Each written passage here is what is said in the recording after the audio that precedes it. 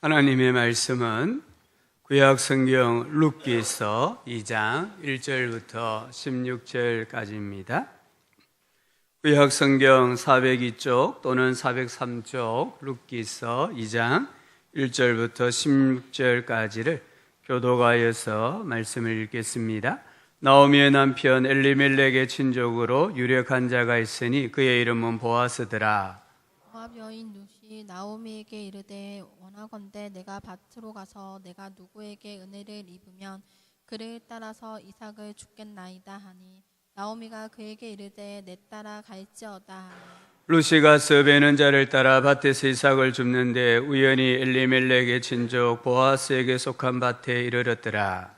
마침 보아스가 베들레헴에서부터 와서 베는 자들에게 이르되 여호와께서 너희와 함께 하시기를 원하노라 하니 그들이 대답하되 여호와께서 당신에게 복을 주시기를 원하나이다 하니라.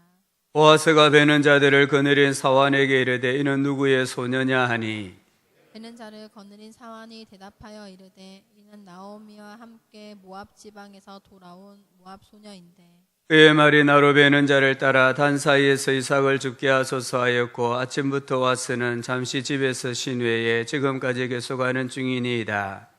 보아스가 룻에게 이르되 내 따라 들으라. 이삭을 주우러 다른 밭으로 가지 말며 여기서 떠나지 말고 나의 소녀들과 함께 있으라. 그들이 베는 밭을 보고 그들을 따르라. 내가 그 소년들에게 명령하여 너를 건드리지 말라 하였느니라. 목이 마르거든 그릇에 가서 소년들이 기러온 것을 마실지니라 하는지라. 룻이 엎드려 얼굴을 땅에 대고 절하며 그에게 이르되 나는 이방 여인이거늘 당신이 어찌하여 내게 은혜를 베푸시며 나를 돌보시니까 하니 보아스가 그에게 대답하여 이르되 내 남편이 죽은 후로 내가 시어머니에게 행한 모든 것과 내 부모와 고국을 떠나 전에 알지 못하던 백성에게로 온 일이 내게 분명히 알려졌느니라. 여호와께서 내게 보답하시기를 원하며 이스라엘 하나님 여호와께서 그의 날개 아래 보호를 받으러 온 내게 온전한 상 주시기를 원하노라 하는지라. 룻이 이르되 내 주여 내가 당신께 은혜 입기를 원하나이다. 나는 당신의 하녀 중에 하나와도 같지 못하오나 당신이 이 하녀를 위로하시고 마음을 기쁘게 하는 말씀을 하셨나이다 하니라. 식사할 때에 보아스가 룻에게 이리로 와서 떡을 먹으며 내 떡 조각을 초에 찍으라. 룻이 곡식을 베는 자 곁에 앉으며 그가 볶은 곡식을 주니 룻이 배불리 먹고 남았더라.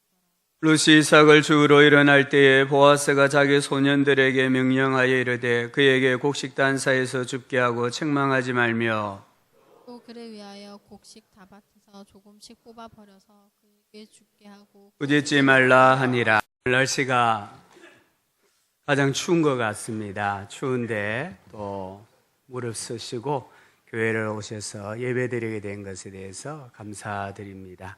최근 북한군 병사 한 명이 우리 남한 붕괴선을 넘어 기순했습니다.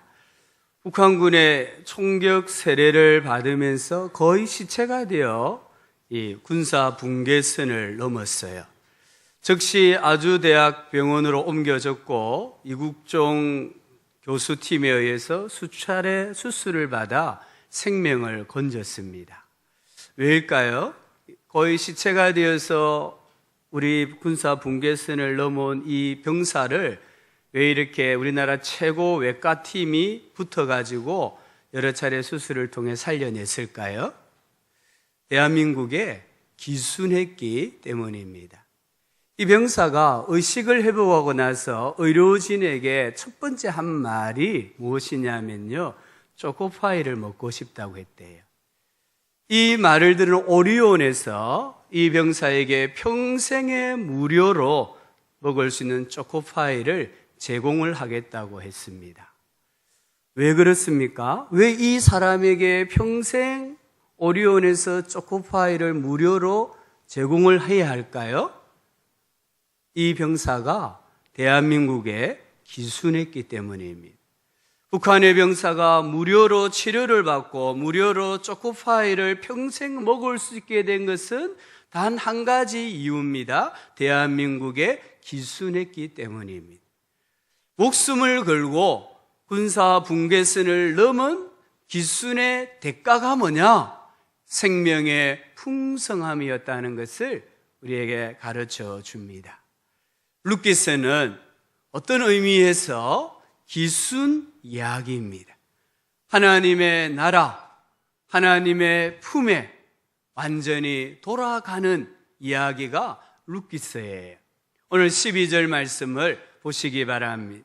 여호와께서 내가 행한 일에 보답하시기를 원하며, 여기 여호와께서 룻이 행한 일에 보답하기를 원한다고 하는데, 룻이 행한 일이 무엇이고 하나님이 하시는 보답이 무엇입니까? 이스라엘의 하나님 여호와께서 그의 날개 아래에 보호를 받으러 온 내게, 룻이 행한 일이 뭡니까? 그의 날개 아래 보호를 받으러 왔다는 거예요. 그에게 하나님이 주시는 보답이 무엇입니까? 내게 온전한 상 주시기를 원하노라. 이 기순하다, 다르게 말하면 신앙이 뭔가, 내가 신앙생활을 시작한다는 의미가 뭐고 믿음의 본질이 무엇인가를 가르쳐주는 말씀이 이 2장 12절 말씀이에요. 신앙생활을 시작한다는 것은 여호와의 날개 아래에 보호를 받으러 가는 것과 같은 거예요.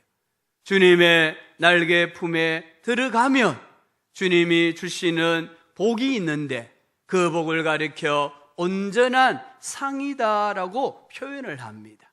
어미닭이 날개로 새끼 병아리를 보호하고 품어주는 것처럼 주님은 그를 믿는 사람들을 날개로 따뜻하게 품어주십니다. 보호하여 주십니다. 쉼을 주십니다. 이 시간 우리가 예배하러 나왔습니다. 이 예배의 목적이 무엇입니까? 주님의 날개 아래 보호를 받으러 온 거예요.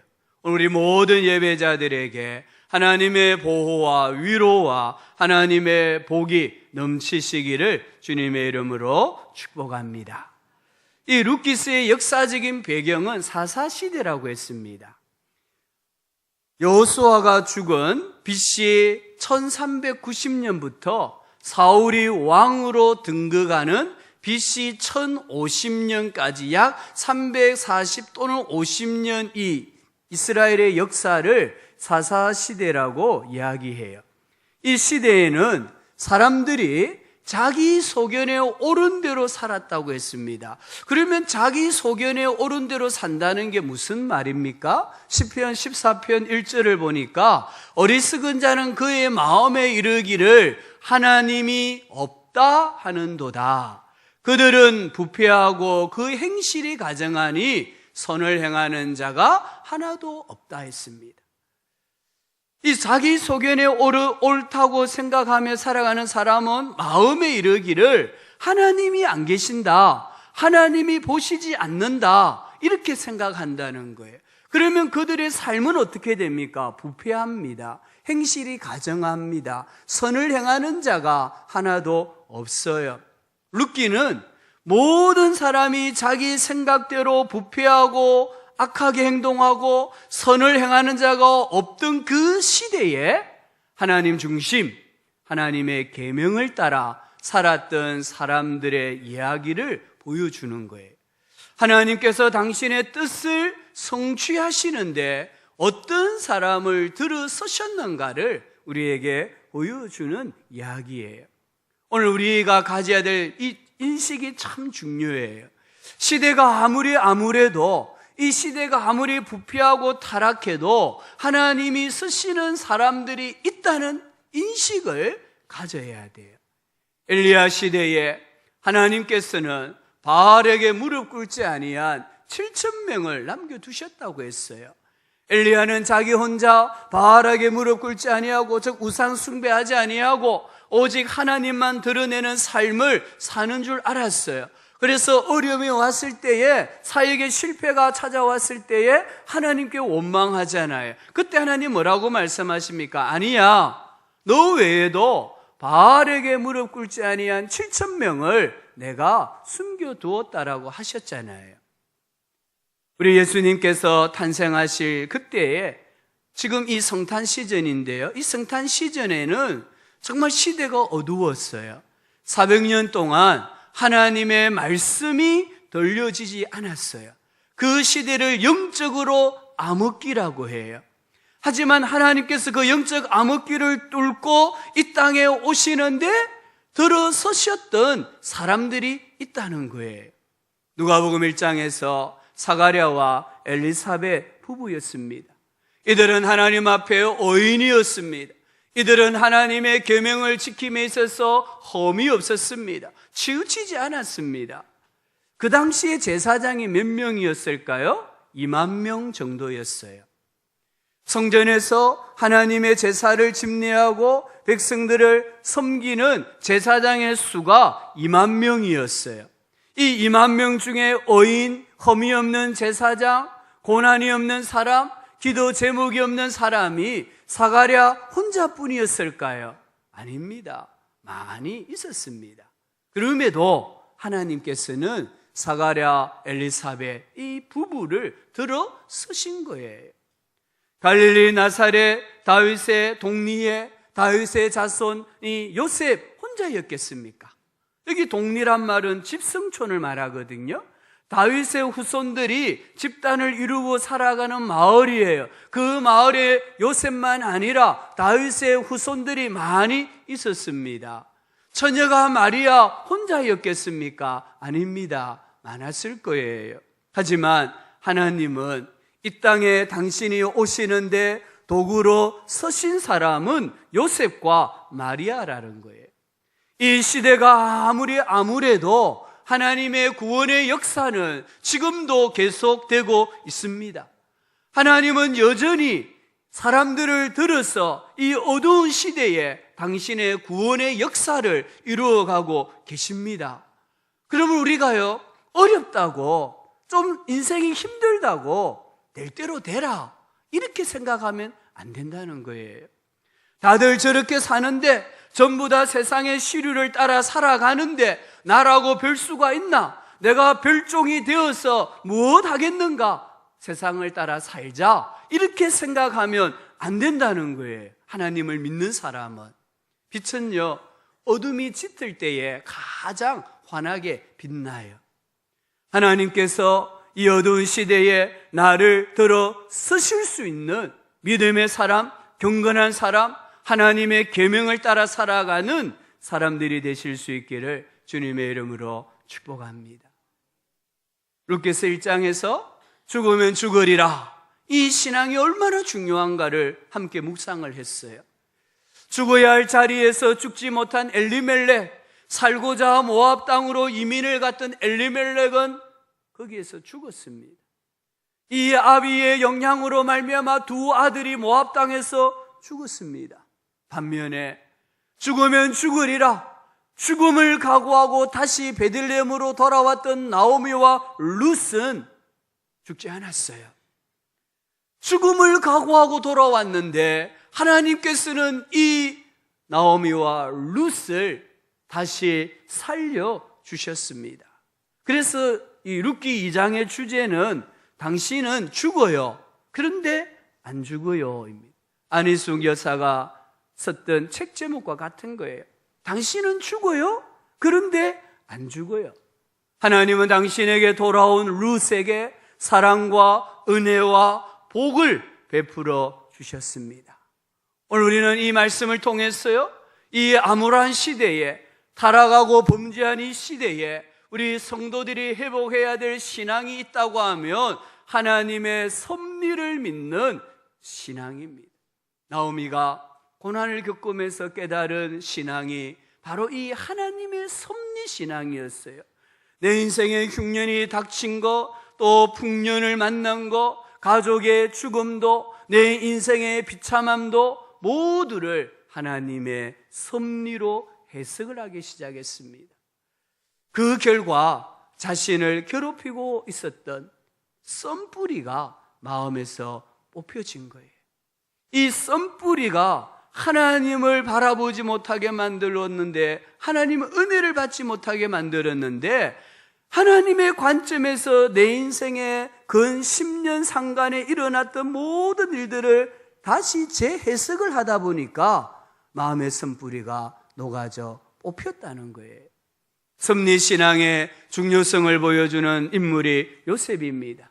창세기 45장 4절 5절을 보니까 요셉이 형들에게 말합니다. 내게로 가까이 오소서. 그들이 가까이 가니 이르되 나는 당신들의 아우 요셉이니 당신들이 애굽의 판자라. 요셉은 형들이 행한 악행을 한 번도 잊은 적은 없어요. 요셉이 지금 성공했다고, 하나님 잘 믿는다고 형들이 자기에게 행한 악이 없어지는 건 아니에요.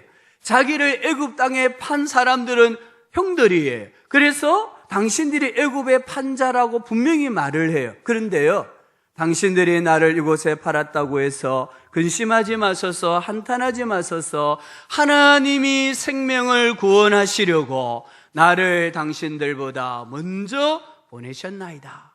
형들은 나에게 악을 행했습니다. 형들은 나를 시기해서 애굽의 사람들에게 돈 몇 푼을 받고 팔아 넘겼습니다. 그런데 그 배후에 누가 계셨느냐? 하나님이 계시더라는 거예요. 하나님께서 이 형들의 악행까지도 하나님의 섭리를 이루시기 위하여 사용하시는 분이시라는 거예요. 그래서 하나님께서 형들의 이 악행을 통해서 나의 생명, 우리 가족의 생명, 민족의 생명, 전 세계 기근으로 죽어가는 사람들의 생명을 구원하시기 위해 나를 당신들보다 앞서 보내셨나이다. 요셉의 마음에 왜 썬뿌리가 없었겠어요? 어릴 때, 청소년 때 이런 큰 아픔을 겪었는데 왜 요셉의 마음에 썬뿌리가 없겠습니까? 요셉의 마음에 형들을 원망하는 마음이 왜 없었겠습니까? 하지만요, 요셉이 하나님의 섭리라는 관점으로 인생을 재해석을 하는 거예요. 재해석을 하다 보니까 하나님께서 이렇게 하셨구나 깨닫게 된 거예요. 그러다 보니까 인생의 썬뿌리가 저절로 없어지고 마는 것입니다. 내 인생 여정 가운데 특별히 내 마음을 상하게 하고 내 마음에 썬뿌리가 나게 만들었던 시간과 사건과 인물을 하나님의 관점에서 재해석하면 인생의 썬뿌리가 뽑히는 게 되어 있습니다. 우리 성도님들도 다 인생의 썬뿌리가 있어요. 왜냐하면 어렸을 때부터 성장을 하면서요, 부모님에게 받은 말 때문에 썬뿌리가 생겨요. 또 선생님으로부터 들은 말 때문에 썬뿌리가 생겨요. 중요한 타인으로부터 어떤 말을 들으면 그게 마음에 썬뿌리가 되게 해요. 이 썬뿌리가 얼마나 위험한 거냐 하면 시각을 왜곡을 시켜요. 하나님을 바라보는 이 시각을 왜곡시켜 버려요. 세상을 바라보는 시각을 왜곡시켜요. 그래서 하나님의 은혜를 받지 못하게 만들어요. 이 썬뿌리가 뽑혀져야만 하나님을 바로 바라볼 수 있고 하나님의 은혜를 받을 수가 있습니다. 섭리신앙이 무엇입니까? 만물의 창조자 하나님께서 모든 피조물과 행위들과 사물들을 가장 큰 것에서부터 가장 작은 것에 이르기까지 보존하시고 지도하시고 처리하시고 통치하신다고 믿는 신앙입니다. 다시 말씀드릴게요. 만물의 창조자 하나님께서 모든 피조물과 행위들과 사물들을 가장 큰 것에서부터 가장 작은 것에 이르기까지 보존하시고 지도하시고 처리하시고 통치하신다고 믿는 신앙이 기독교 신앙이고 오늘 암울한 시대에 우리 성도들이 회복해야 될 신앙의 본질이라는 거예요. 우리가 하나님의 섭리를 믿을 때에 하나님을 더욱 의지하게 됩니다. 하나님을 더욱 신뢰하게 됩니다. 하나님의 최고 주권을 인정하게 됩니다. 내가 어떤 상황과 형편에 놓인다 할지라도 책임 있게 인생을 살아가게 됩니다. 오늘 이 루키스가 우리에게 보여주는 신앙이 바로 섭리신앙입니다. 모든 사건이 우연히 일어난 것 같지만 그 배후에 하나님이 계시다는 거예요. 1절에 보십시오. 나오미의 남편 엘리멜렉의 친족으로 유력한 자가 있으니 그의 이름은 보아스더라. 나오미와 룻이 베들레헴으로 돌아가기로 결심하고 발걸음을 옮겼을 때에 하나님께서는 보리 추수 시작할 때에 베들레헴에 도착하게 하신 거예요. 우연일까요? 하나님의 섭리라는 거예요. 또한 하나님께서는 잘 익은 보리뿐만 아니라 한 사람을 준비해 두셨습니다. 그 사람은 보았습니다. 그냥 보았습니까? 죽은 남편 엘리멜렉의 친족입니다. 그냥 친척입니까? 유력한 자라고 했습니다. 권세가 있고 부유한 사람이라는 거예요. 하나님께서는 나오미와 룻을 위해서 그 직에서 가장 힘있고 부유하고 인격이 탁월한 사람, 그것도 가까운 친척 보아스를 준비해 두셨던 거예요. 이것이 하나님의 은혜입니다. 나는 부족해도 하나님이 유력한 자를 붙여주시면 다시 일어설 수 있는 줄 믿습니다. 다시 회복할 수 있습니다. 7.8기 오뚜기 인생이 될 수가 있습니다. 오늘 우리는 하나님 앞에 기도해야 돼요. 하나님, 저에게 좋은 멘토를 붙여주십시오. 저에게 좋은 친구를, 믿음의 배우자를 예비하여 주십시오. 하나님은 지금도 사람을 통해 일하시는 분이십니다. 이 땅 위에서 최고의 만남은 예수 그리스도인 줄로 믿습니다.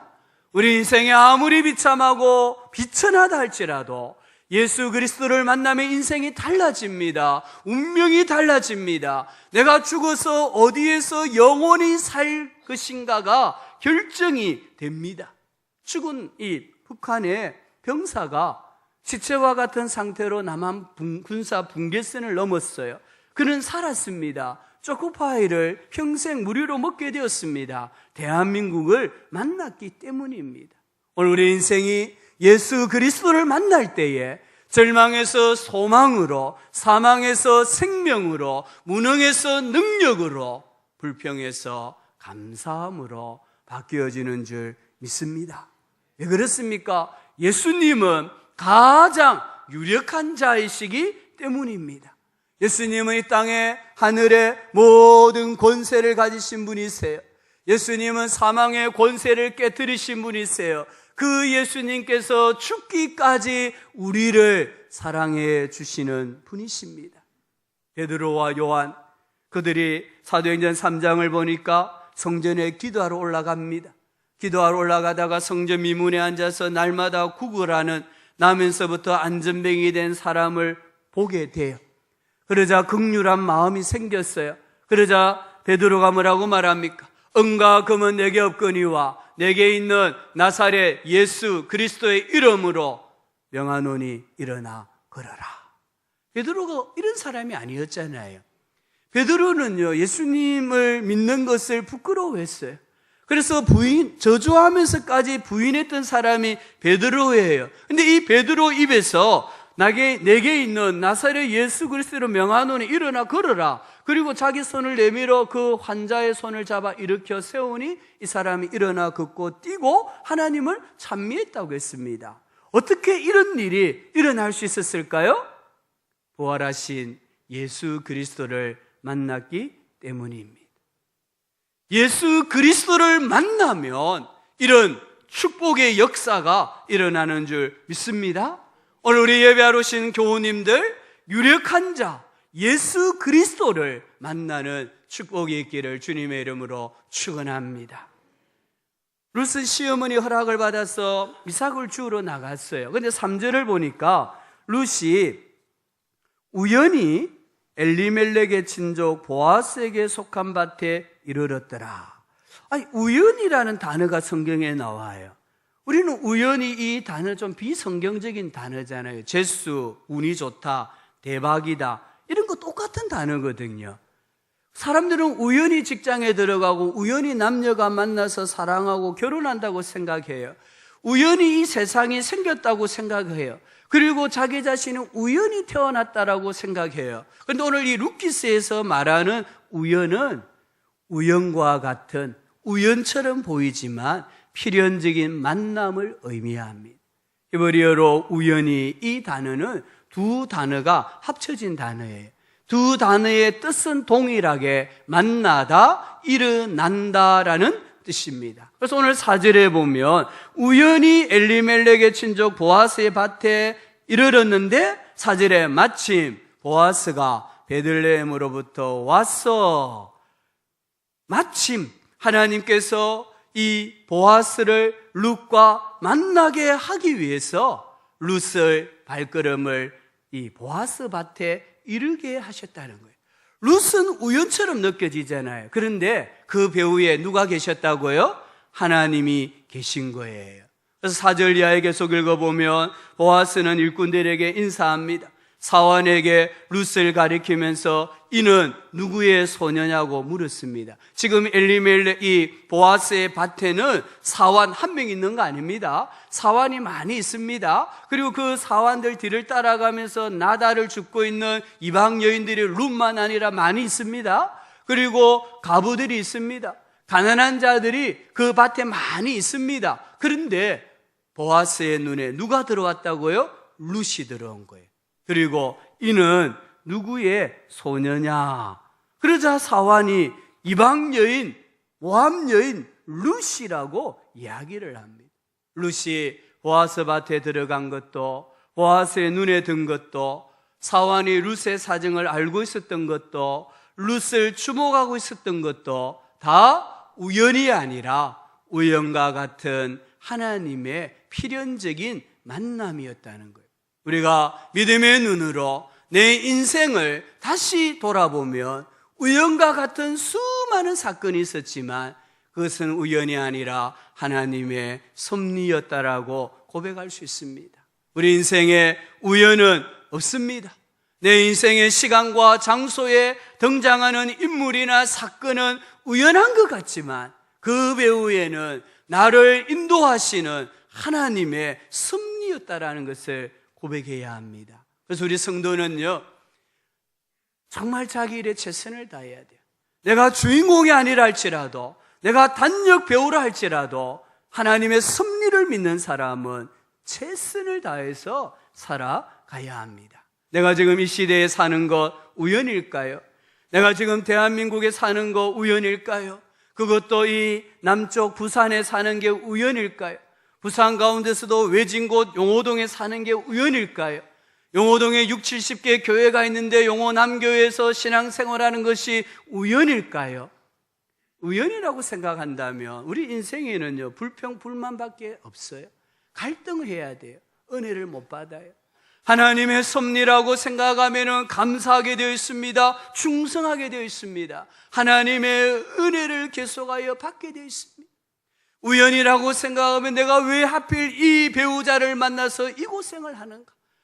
내 몸에서 어떻게 이런 자식이 태어나서 애를 썩이는가? 불평하고 원망할 수밖에 없어요. 그러나 하나님의 섭리라고 생각하면 지금의 배우자가 최고의 짝으로 여겨지게 되고 모든 것을 최고의 때로 여기게 되고 그렇게 살아가다 보면 어느새 하나님의 거대한 이야기 속에 내 인생이 들어가 있는 것을 경험하게 됩니다.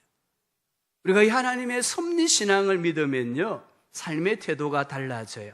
오늘 7절 말씀을 한번 보십시오. 먼저 5절부터 쭉 보면요, 보아스가 사환에게 묻잖아요. 이는 누구의 소녀냐? 그러니까 6절에 보면은 사환이 대답합니다. 모압 지방에서 돌아온 모압 소녀입니다. 그런데 여기서 끝나면 돼요. 근데요, 이 사환이 좀 주제가 넘어요. 이 사람이 7절에서 이렇게 말합니다. 그의 말이 나로 베는 자를 따라 단 사이에서 이삭을 죽게 하소서 하였고 아침부터 와서는 잠시 집에서 쉰 외에 지금까지 계속하는 중입니다. 보아스 안 물었습니다.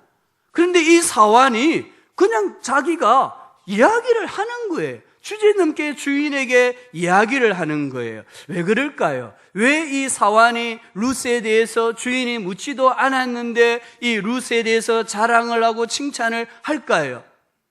단지 룻이 단 한 번 쉬고 계속해서 허리를 숙여서 이삭을 줍고 있었기 때문에 그렇게 칭찬했을까요? 저는 아니라고 봐요. 만약에요, 룻이 단 한 번 쉬고 아침부터 그 시간까지 허리 숙이고 나다를 줍고 있는데 신세 한탄이나 하고 불평이나 하고 원망이나 하고 내가 시어머니 따라 베들레헴에 왔더니 남아있는 것은 가난밖에 없고 이렇게 만약에 막 신세한탄하고 불평하고 원망하는 말을 하면서 쉬지도 않고 이삭을 주었다면 과연 사환이 주인에게 이 여인을 축혀 세웠을까요? 아니라는 거예요. 성경에는 안 나와요. 하지만 우리는 생각할 수 있어요. 룻은 감사함으로 이삭을 주었다는 거예요. 내가 이렇게 이삭을 주울 수 있게 해주신 하나님 감사합니다. 이삭을 주었으라도 시어머니를 복양할 수 있게 해주시니 감사합니다. 이렇게 넓은 밭에서 이삭을 하루 종일 죽게 해주시니 감사합니다. 찬송했다는, 감사했다는 거예요. 그 모습이 너무 귀해 보였던 거예요. 그래서 주인이 묻지도 않았는데 이 사환이 룻에 대해서 이야기를 하고 있습니다. 헨리 포드라는 분이 이런 말을 했습니다. 할 수 있다고 생각하든 그렇지 않다고 생각하든 간에 당신 생각이 옳다. 무슨 말입니까? 할 수 있다 생각하면 그 생각이 옳은 생각이에요. 할 수 없다 생각하면 그 생각도 옳은 생각이에요.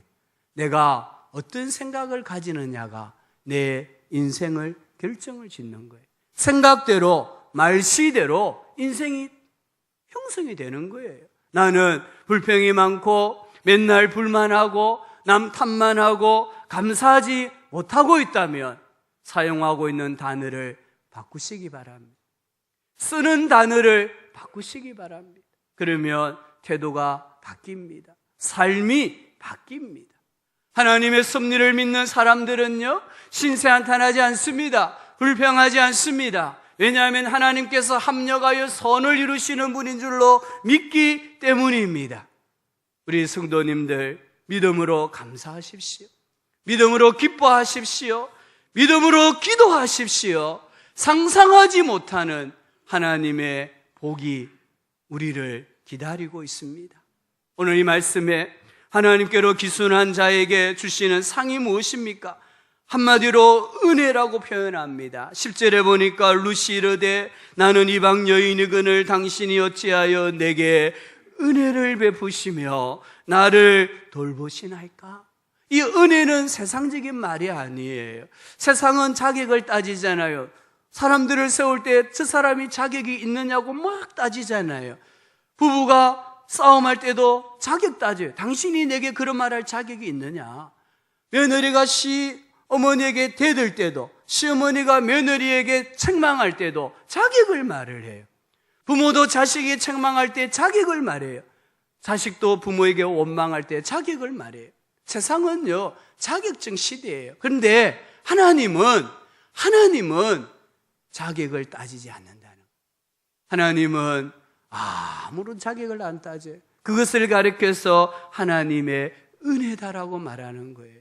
오늘 온전한 상을 베푸시는데 그게 은혜입니다. 은혜는 룻이 고백한 것처럼 받을 수 없는데 하나님이 주시는 게 은혜예요. 이 은혜의 복이 오늘 말씀해 보면은 세 가지로 나와요. 간단하게 말씀드리죠. 첫 번째는 인격적인 교제입니다. 8절에 보니까 보아스가 룻을 부를 때 뭐라고 부릅니까? 모압 여인이라고 부릅니까? 뭐라고 불러요? 내 딸아. 얼마나 다정스럽습니까? 여러분 핸드폰에 여러분 자녀들 이름 이래 번호 저장할 때 아들은 어떻게 저장하세요? 그래 어떻게 김지영 집사님 가희 입력할 때 가희라고 해 뭐라고 해요? 어? 예쁜 딸. 딸이 중요한 거예요. 못생겨도 괜찮아요. 그냥 딸이라고 하는 게 중요한 거예요. 아들은 아들이라고 입력해야 돼요. 저도 우리 시집간 딸은 여전히 딸로 저장되어 있어요. 우리 아들은 아들. 근데 부인은 뭐라고, 남편은 뭐라고 저장했어요? 멋진 남편. 안 멋지면 지울 거네. 저는 제 부인을 영부인이라고 저장해놨습니다. 우리 집에서 제일 무서운 사람이잖아요. 내가 영부인을 기쁘게 하면 용돈도 넣었는데 영부인을 섭섭하게 하면 주던 용돈도 안 넣으니까. 오늘 이 보십시오. 보아스가 룻을 부르는데 따라 부르 따라. 룻의 이 마음의 선뿌리가 다 사라지는 거예요. 따라. 아마 룻이 울었을 거예요. 그리고 14절 보세요. 식사할 때에 보아스가 룻에게 이르되 이리로 와서 떡을 먹으며 내 떡 조각을 초에 찍어라. 같이 밥 먹자 하는 거예요. 식탁의 교제로 초대하는 거예요. 이방 여인입니다. 하녀와도 비교할 때에 부족한 사람이에요. 그런데 이 룻을 자기 식탁에 초대해서 떡을 떼어주고 또 목이 막히지 않도록 이 신맛이 나는 초에 찍어서 먹으라고 하고, 무슨 말입니까? 내가 너를 하나님의 백성으로 대우한다는 뜻이잖아요. 보아스는 예수님을 예표하는 사람입니다. 예수님께서 죄인들을 초청하시고 죄인들과 함께 밥을 먹으시고 죄인들과 함께 삶을 나누시잖아요. 오늘 우리가 하나님 앞에 나오게 된 것은 자격이 있어서가 아닌 줄 고백하시기를 바랍니다. 하나님의 무조건적인 은혜, 그 은혜로 말미암아 주님 앞에 나와서 예배를 통하여 지금 하나님과 인격적인 교제를 하게 된 거예요. 두 번째로 은혜의 복이 뭐냐? 지속적인 사랑입니다. 8절 9절에 지속적인 사랑을 보아스가 약속을 해요. 세 번째는 풍성한 공급입니다. 14절에 보니까 보아스가 볶은 곡식을 줍니다. 근데 룻이 배불리 먹고 남았더라 했습니다. 누가 생각이 납니까? 예수님이죠. 예수님께서 오병이어의 기적을 베푸시고 군중들이 배불리 먹고 남게 하셨잖아요. 15절에 보면 룻에게 곡식 단사에서 죽게 합니다. 16절에 보니까 룻을 위하여 곡식 다발에서 조금씩 뽑아 버리게 합니다. 17절 말씀에 보니까 룻이 밭에서 저녁까지 줍고 그 주운 것을 떠니 보리가 한 에바쯤 되는지라. 이게 한 에바는 얼마만큼 양이냐? 한 말보다 조금 더 많은 양이에요. 12대 정도 되는 양이에요. 룻은요, 하루 벌어 하루 복량하기 위해서 밭에 나갔어요. 그런데 하나님께서는 보아스를 통해서 보름치의 양식을 주시는 것을 볼 수가 있습니다. 오늘 우리가 하나님 앞에 나오면, 하나님께로 기순하면 예수님 말씀하십니다. 100배의 복을 주신다. 오병이어의 칠병이어의 기적을 통해 얼마나 부어주시는가를 말씀하셨습니다. 다윗은 여호와는 나의 목자시니 내게 부족함이 없으리로다. 에베소서 3장 20절, 우리 가운데서 역사하시는 능력대로 우리 영과 구하는 것이나 생각하는 것에 따라합시다. 더 넘치도록 능히 하실 이에게. 아멘. 우리가 여호와께로 돌아가면 우리가 생각하는 것이나 우리가 하나님 앞에 기도하는 것에 더 넘치도록, 더 풍성하게 능히 주시는 분이 우리 하나님 아버지이신 줄로 믿습니다. 신앙생활은요, 하나님께 기순하는 거예요. 여러분, 귀화하는 거하고 기순하는 거는 다릅니다. 내년 2월에 평창 동계올림픽이 열리는데 이 올림픽에 우리나라 선수로 나가는 외국인들이 많이 있어요. 물론 이 사람들은 우리나라에 귀화한 사람들이에요. 귀화를 하려고 하면요, 자격이 있어야 돼요. 능력이 있어야 돼요. 실력이 있어야 돼요. 뭔가 국가에 도움이 되는 사람이어야만 국가가 혜택을 주면서 우리나라 국적을 취득하게 만드는 거예요. 그게 귀화예요. 그러나 기수는 달라요. 기수는요, 북한 병사와 같은 거예요. 내가 시체가 되었을 하루 이 선만 하나 넘으면 기순이 되는 거예요. 그래서 그의 생명이 풍성해지는 거잖아요. 하나님께 기순하는 일에는 빈부귀천이 없습니다. 남녀 불문입니다. 배우고 배우지 못한 거 아무 상관이 없습니다. 믿음으로 하나님께로 돌아갑니다.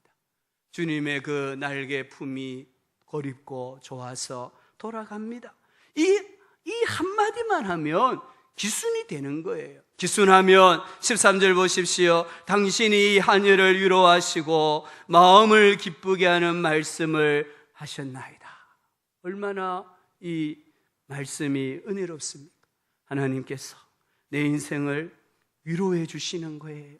하나님께서 내 마음을 기쁘게 하는 말들을 들려주시는 거예요.